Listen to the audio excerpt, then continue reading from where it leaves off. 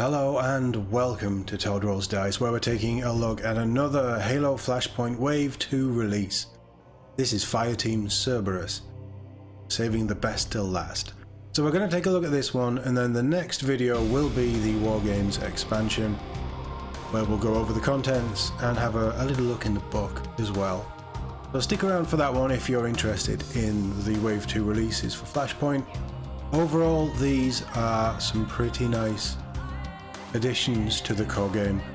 We're still very early in this. I think it's only been out for 6 months now. It's still incredibly early. Mantic have a lot of plans, a lot of things that they want to do. And with the Banished on the horizon, I know I keep saying it, but it's super exciting. Just a whole new faction.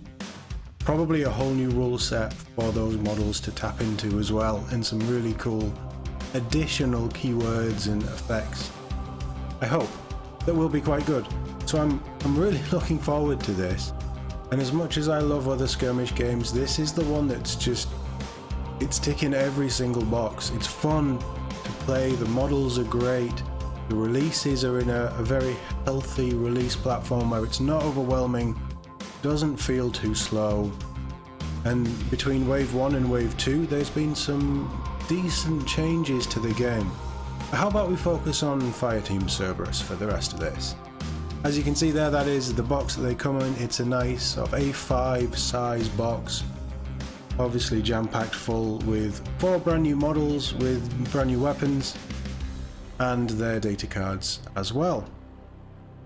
So that's the back of the box. You get your 4 models and your 4 player cards. They are in the brand new player card format, so it keeps everything in keeping with what comes in the Wargames expansion, and all of the data cards now are in this same format. And there you go, cards and models in their plastic sleeve. Look at the detail on these. So my helmet, my go-to helmet, is the Deadeye, my own Spartan in Halo. Since Halo 4, since the Deadeye came in, the helmet has always been Deadeye. I love that helmet. It's taken a little while for Infinite's version of the Deadeye to grow on me, but it has, and it is my main helmet.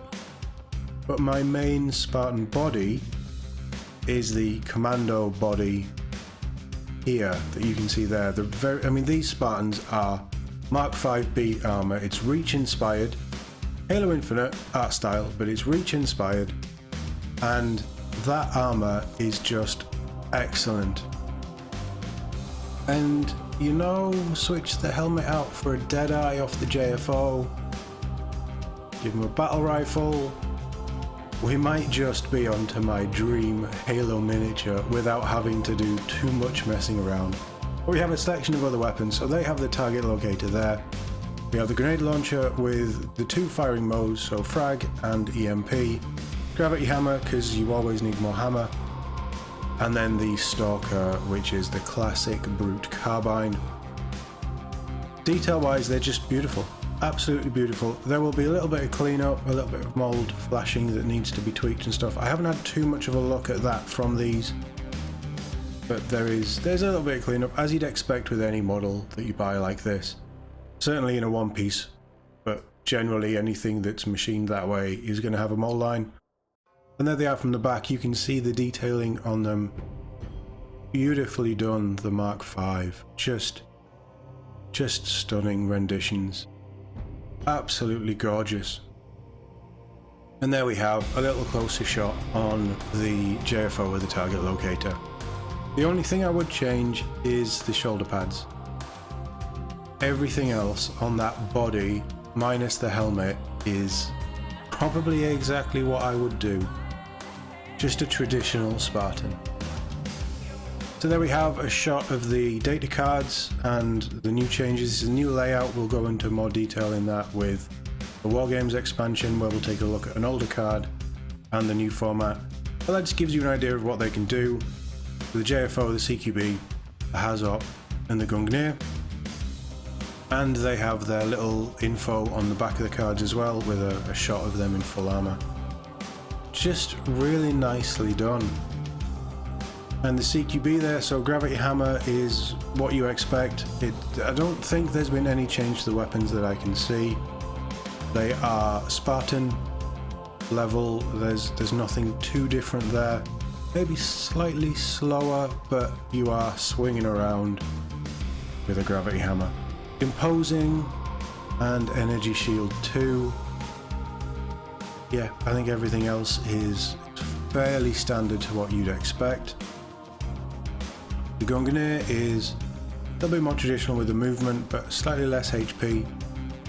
And they have the guarded and stable. They also have tactician 1 and energy shield 2. Grenade launcher, M319 grenade launcher, range 4. Frag is 1 AP, frag 5, and grenade, and then EMP is blast, EMP, frag 3, and grenade. JFO has the target locator, again, scout, very nice, tactician, nice, and energy shield 2. So the ranged option here, the H165 target locator is range 6, which is pretty good. And blast explosive, frag 6, lethal 1, long, and 2 use. So you better be picking up something with a bit more ammo as you're running around. And finally the HAZOP with the spike rifle or the spiker.